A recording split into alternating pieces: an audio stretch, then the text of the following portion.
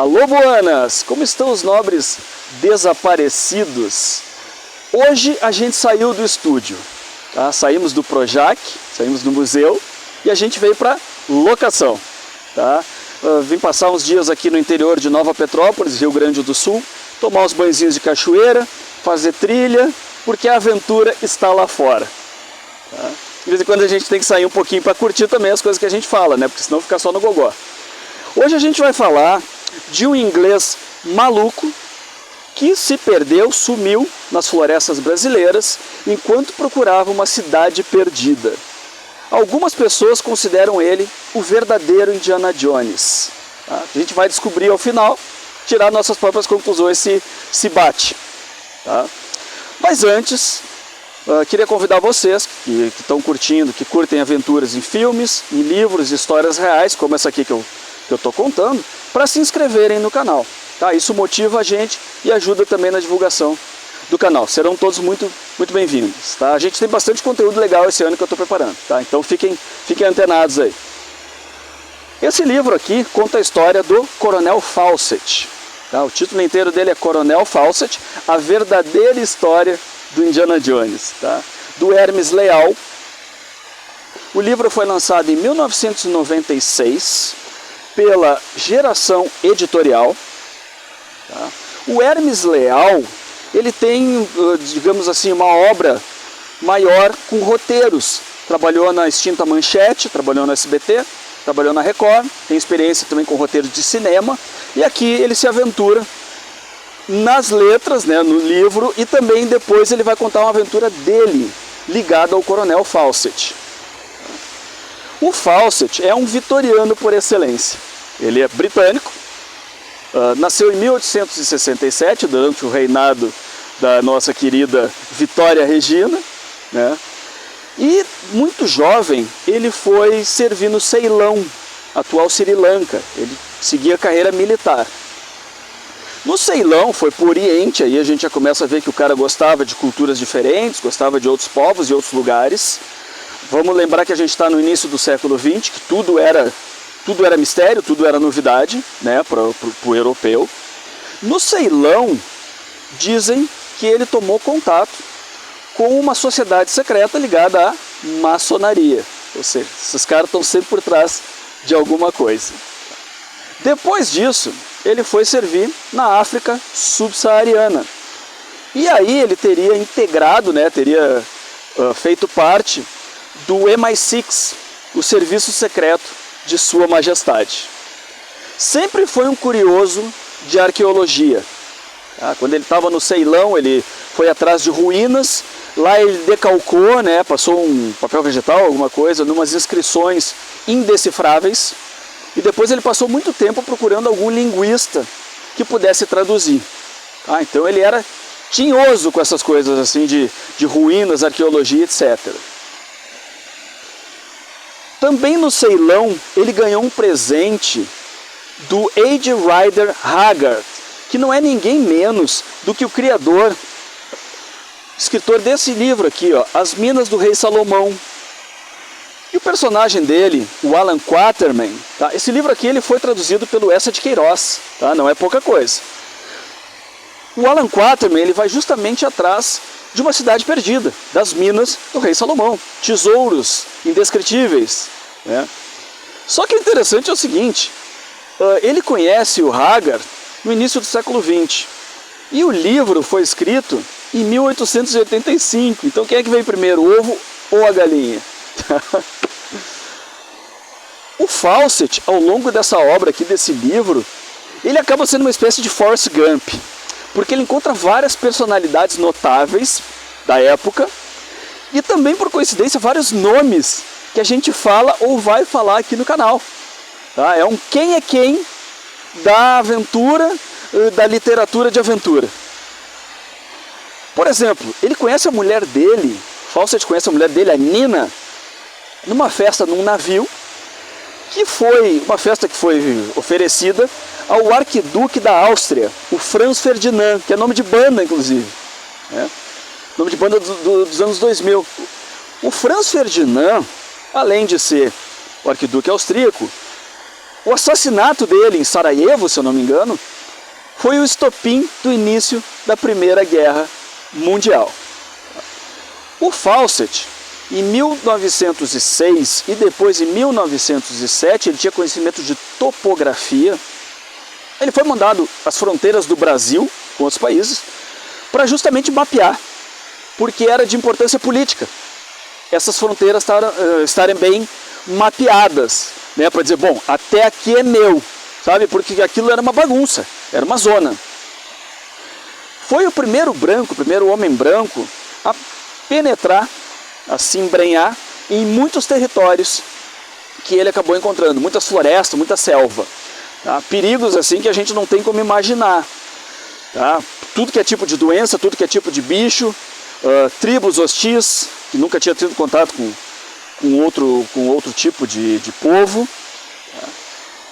E também nessas viagens dele, né, pelas selvas brasileiras, costeando, ele acabou passando pelo Monte Roraima, que é um platô que fica na fronteira com a Venezuela e com a Guiana.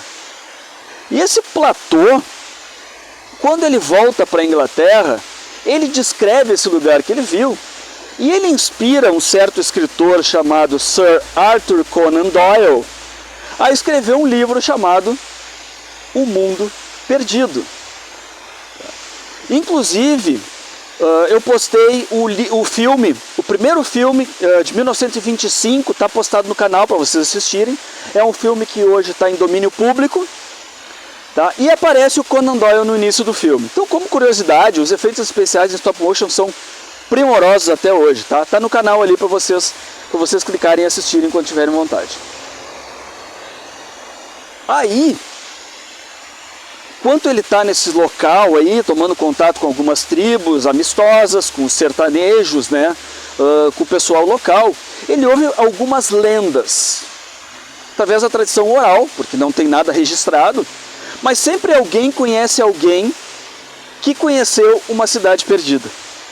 Uma cidade perdida com ouro, uma cidade perdida com prata, com diamantes, com um povo diferente de todos os outros, né, do Mato Grosso, da Amazônia, e também ele toma contato, publica-se a lenda, com um tal de um manuscrito, que eu acho que é o manuscrito 512 o nome, que teria sido traduzido por ninguém menos do que o rei dos aventureiros da vida real, Sir Richard Francis Burton. Esse era galo, tá? Porque o Fawcett ele deu um monte de rateada, o que levou à danação dele. Já o Francis Burton viveu para contar a história. E o Francis Burton, ele também escreveu um livro chamado The Highlands of Brazil, na época que ele morou no Brasil, que também cita essa lenda de uma cidade perdida. E aí os olhinhos do Fawcett brilharam. Era uma época de descobrimentos ainda, né, de grandes explorações, Polo Norte, Polo Sul, Everest e tal, e ele queria o lugar dele na história. Aí, essa cidade teria sido descoberta por bandeirantes no século XVIII, ficaria na Serra do Roncador, no Mato Grosso. Habitada por várias tribos que entre elas viviam guerreando uma com a outra. O nome da cidade, eu acho que ele colocou o nome, Cidade Z. Nome mais sem graça possível para uma cidade perdida. Né? Podia ser Agartha, podia ser Xambalá, como tem por aí. Não, Cidade Z. Não tem nem graça. Tá? O povo, aí a coisa começa a ficar elaborada, né? A fantasia, na minha opinião, a fantasia do Fawcett. Seria um povo branco caucasiano, no meio da floresta amazônica, floresta equatorial, que seriam descendentes de Atlantes, tá? Que foram se refugiar nesse lugar mítico. Ele chegou mais ou menos nessa conclusão baseado nas teorias de Charles Darwin. Aí tem outro nome que permeia os nossos vídeos aqui.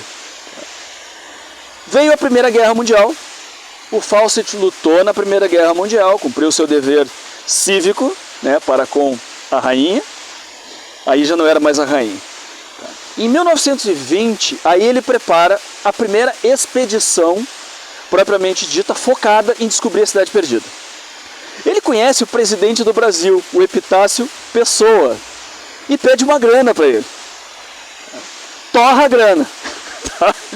Ele entra num embate, talvez uma certa rivalidade, com outra figura notável, o Marechal Cândido Rondon, que era um explorador brasileiro daí, me parece que até um cara mais sério, mais centrado, com uma atuação muito forte na causa indianista.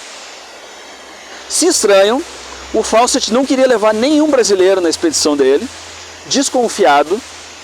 O Rondon achava que ele só estava atrás de descobrir o ouro, prata e saquear, queria que fosse brasileiro. Eu sei que o Fawcett consegue ganhar essa queda de braço. O livro traça um perfil não muito lisonjeiro do Coronel Fawcett. Tá? Seria um cara arrogante, um cara meio se acha, meio trouxão, assim. Ele tem uma carga forte do chamado etnocentrismo, que é achar que o lugar dele é o centro do mundo e os outros são periferia. Tá? Porém, é um cara extremamente resistente. Tá? A gente vai ver vários companheiros das viagens dele caindo como moscas. E o Fawcett segue firme, tá? Não pega nenhuma doença, sabe? O cara é ponta de faca, assim. Aí, eu sei que a expedição de 1925 ele é obrigado a abandonar no meio, tá? E volta, um fracasso, vira motivo de piada, inclusive. Em 1925 ele prepara aquela que essa sim, agora eu vou com tudo. E aí ele junta dois companheiros em quem ele confia. O filho dele, o Jack Fawcett, e um outro amigo do filho chamado Himmel. São dois jovens. Ele prepara os caras durante um bom tempo para tudo que eles vão enfrentar. Nessa época ele já estava bem experiente com a vida na selva, sem comer, sem dormir, sem poder tomar banho, com água não potável às vezes. Os animais que levavam morriam. Disse, não, agora a gente vai com preparo. Aí ele entra, vai indo em direção à Serra do Roncador, ou talvez outro lugar. Tá? A última carta dele é de maio de 1925, mandada para a Inglaterra, para a mulher dele, a Nina, dizendo, você não precisa temer nenhum fracasso. E depois ele some na região do Xingu. Ele é categórico quando ele diz assim, se eu sumir, não venham atrás. Ou seja, é extremamente prudente, sabe? Se eu sumir é porque eu achei a cidade, estou morando lá, estou muito bem, obrigado. Bom, óbvio que não fizeram o que ele disse. Começou a demorar, demorou um ano, eu acho, sem acharem ele. E aí começam a organizar resgates, porque nessa altura do campeonato, a história do Coronel Fawcett tomou um contorno de um grande mistério. Ele realmente, nessa época que ele foi para lá, ele era uma celebridade. Tanto no Brasil, bom, um inglês excêntrico, aventureiro, né, entrando com pouca gente, numa terra de indígenas que não sabia bem como é que era a cultura deles, né, com fama de antropofágicos até. E aí começa a organizar os resgates, tá, que o livro também traz uma analogia interessante, aí a gente vai pegar outro personagem que eu vou falar no futuro, que é o Henry Stanley, que em 1871 encontrou o famoso Dr. Livingstone, da frase, talvez a frase mais famosa das explorações. Quando ele encontra o Dr. Livingstone numa aldeia núbia, tá? E ele pergunta para o doutor, Dr. Livingstone, eu presumo, tá? Um senso de humor inglês. E meio baseado nisso, pô, o cara achou o Livingstone no meio da floresta, então eu também vou achar. Muita gente começa a ir atrás e muita gente desaparece também. Tá? Aí olha só, olha como é que começa a aparecer uns personagens inusitados. Em 1933, quem vai numa expedição atrás do Coronel Fawcett é o Peter Fleming, irmão do Ian Fleming, o criador do 007. A cada pouco, com o passar dos anos, aparecia um indício. Alguém achou uma bússola numa tribo, alguém achou uma placa que era da mala dele. Só que assim, era difícil saber onde é que ele realmente tinha andado, porque ele mentia onde ele estava. Justamente com o receio dos caras irem atrás e descobrirem juntos dele a tal da cidade. O cara conseguiu fazer tudo errado. Cai na real, Fawcett. Cara, com o passar dos anos, aí passa mais tempo, tá? A esposa dele começa a ficar velhinha, tá? O filho dele, ele tinha um outro filho, escreve um livro, né? Ganha uma grana com o livro sobre o pai, tá? A cada pouco que vinha alguma notícia que poderia ser, sei lá, encontraram um esqueleto, encontraram alguma coisa, a família refuta, porque a família nessa altura já estava vivendo da história. A mulher do Fawcett dizia que tinha uma ligação telepática com o cara e jurava que o Fawcett estava vivo em algum lugar do Xingu. A história começa a tomar uns contornos meio esotéricos. Tinha uma outra vidente que, da bola de cristal, descreveu tudo que tinha acontecido com o Fawcett. Entende? A cada pouco uma pessoa, outra pessoa entrava em contato astral com a lenda. Em 1937, encontram um suposto neto do coronel Fawcett vivendo entre os indígenas. Era um índio branco, o Assis Chateaubriand, mais um nome, né? O nosso cidadão Kane brasileiro, né? Dono dos Diários Associados, que era a maior potência já vista da imprensa brasileira. Cara, ele pega essa história e transforma, sei lá, num evento de mídia. Tá? Completamente sensacionalista, o Chateau. Faz um estardalhaço em cima desse índio branco, que descobre-se depois que não era nada mais do que um índio albino. Eba, exatamente. O que aconteceu com o Fawcett, a gente jamais vai descobrir, tá? E quer saber, eu acho que é legal que seja assim. Tá? Se descobrirem a identidade do Jack o Estripador, pede metade da graça. Tá? O que a gente sabe é que assim, ó, a empáfia desse inglês, tá? Levou ele a encontrar a sua danação, como eu falei. Tá? A gente sabe que o Fawcett hoje em dia não está mais vivo. Ou está vivo na cidade Z. Tá? O livro, tá? Ele é o mais completo possível contar essa história, que é cheia de furos também, né? Tem muita coisa que a gente não sabe. Mas o Hermes Leal, ele não apenas escreveu essa história, como ele participou, nos anos 90, da expedição Altan, que foi justamente para a região, né, suposta por onde o Fawcett andou, procurar indícios, tá? Procurar vestígios do coronel, que teve uma história, o Orlando Vilas Boas, mais um nome aí na história, tá? Ele teria encontrado uma ossada que os indígenas do local disseram que era do Fawcett. Tá? E diz que o Vilas Boas guardou a ossada debaixo da cama dele por 18 anos. O Hermes Leal entra nessa expedição, são sequestrados pelos índios, apesar de terem permissão. O Fawcett entrava, não estava nem aí, ia patrolando, não estava nem aí, pedir permissão do governo brasileiro. Azar, sabe? Deu no que deu. Tá? Já o Hermes Leal, vamos dizer assim, uma comitiva considerável, bem preparada, tal, eles foram sequestrados pelos índios do Xingu. Tá? Foram depenados.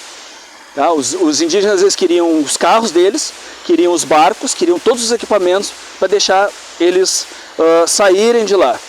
Tá? De certa forma, tá? A gente vai lembrar daí o nosso amigo Rousseau, que falava do mito, né, da teoria do bom selvagem, que é uma das formadoras da civilização, né, que o homem em estado natural ele é bom e a civilização corrompe ele. Tá? Me deu um pouquinho essa impressão de que os índios que eles encontravam foram contaminados pela ganância da civilização. Tá? Também tem um certo nível de malícia, tá? Não vamos passar pano completamente. Eles sabiam o que eles estavam fazendo. Tá? Aí tirem suas conclusões aí. Essa história ela deu origem a um filme de 2016, que dizem que é muito ruim. Então assim, aí chegamos no final dessa história. O cara foi atrás de uma cidade perdida, encontrou indígenas, era um baita de um trouxa, era arrogante. Teve uma história que ele estava querendo comprar uma mina de prata, Então o interesse dele não era puramente arqueológico. E aí a gente pega esse cara aqui. Tá? O Indiana Jones, nos 3 livros, os 3 filmes canônicos que eu considero, ele não vai atrás de Cidade Perdida. O contato que ele tem com indígenas é no início do primeiro filme, quando ele realmente vai atrás de um ídolo, né, a história da bola que vem rolando atrás dele. Só que assim, ele estava a 100 metros do hidroavião do amigo dele, do Jock. Tá? Então tu acha que também não tem essa história de se meter no meio da mata, completamente inóspito. Tá? Eu acho que a história é muito mais próxima justamente do Alan Quatermain. Tá? Então não considero. Olha só, o Indy não tem Cidade Perdida, tá? Nos 3 filmes que contam. O Indy não é burro, ele é malandro. Tá? Ele não ia entrar numa fria dessa de acreditar piamente numa história. Tá? O Indy quer que as coisas vão para um museu. Tá? A roupa do Indiana Jones não tem nada a ver com a roupa do Fawcett, não tem nem uma inspiração visual. Tá? O Indiana Jones, na realidade, o George Lucas sempre fala, ele foi inspirado pelos seriados, os seriados de cinema dos anos 30. Aí sim, se tu enxerga se tu assiste um desses filmezinhos, dessas séries, tu vai encontrar, inclusive parece ter um personagem que a roupa é idêntica, igual ao do Indy. Tá? Então assim, eu acho que esse título e essa fama é puro marketing, é para vender. Não tem nada contra, tá? Faz parte. Só acho que liga ao Indiana quem conhece mais superficialmente a história do Indy. Tá? Mas o livro é legal, tá? Não estou malhando o livro aí. Bom, essa é a história do maluco que foi atrás de uma cidade perdida e se deu muito mal. Tá? Então deixa eu contar para você sobre um outro povo indígena. Agora vamos falar um pouquinho do meu museuzinho, né? Que eu gosto de trazer algumas coisinhas diferentes para vocês. Me dei o trabalho de trazer até aqui na beira da cachoeira essa estátua aqui que eu comprei no Chile. Tá? Isso aqui representa um nativo, né, digamos, da tribo Selknam. Tá? Um povo indígena, tá? Pré-colombiano. Isso aqui é uma veste cerimonial. Habitavam a Terra do Fogo, o sul da Patagônia. Tá? Habitavam por quê? Porque hoje eles são considerados extintos. Eles sofreram um genocídio, tá, pelos europeus. Foram levados para zoológicos humanos. Na Europa, nessa época, tinha zoológicos humanos que levavam africanos, levavam nativos dos povos aqui da América do Sul e exibiam eles, sim, que nem bicho. Tá? Eram atrações assim para a alta sociedade vitoriana. Eles tinham essas pinturas e essas vestes cerimoniais que são únicas no mundo todo. Tá? Tem de mais de um tipo. Eu gostei dessa aqui, que tem essas 2 guampinhas aqui pro lado, o corpo todo pintado, peladinho. Isso aqui eles usavam em certos rituais que na realidade até hoje a gente não compreende bem, porque a tradição deles infelizmente acabou se perdendo. Aí dizem que nesse local é um local de muito avistamento de extraterrestre e seria daí baseado nos aliens. Essa cultura curiosa, né, do Selknam, não tinha uma linguagem própria. Tá? A sociedade deles durou em torno de 10 mil anos. Eram como os nossos indígenas aqui do... Pronto, minha assistente vai pegar aqui para não quebrar. Muito obrigado, muito grato. Como os nossos indígenas, né, como os índios bolivianos, etc., ali mais para cima, só que eles vestiam peles. Essa seria a diferença. Claro, é frio pra caramba lá, né, gente? As fazendas foram um dos grandes responsáveis por expulsar eles e por extinguir o povo. Hoje eles tentam resgatar essa cultura, né, alguns descendentes, mas o estrago já está feito. Então, é isso por enquanto, gente. A gente fica então com o Fawcett e com o verdadeiro Indiana Jones, que é o próprio Indiana Jones. E baseado no que falava o verdadeiro Indiana Jones, eu vou terminar o vídeo com a frase dele, que é: fortuna e glória, garoto. Fortuna e glória. Até logo mais, buenas!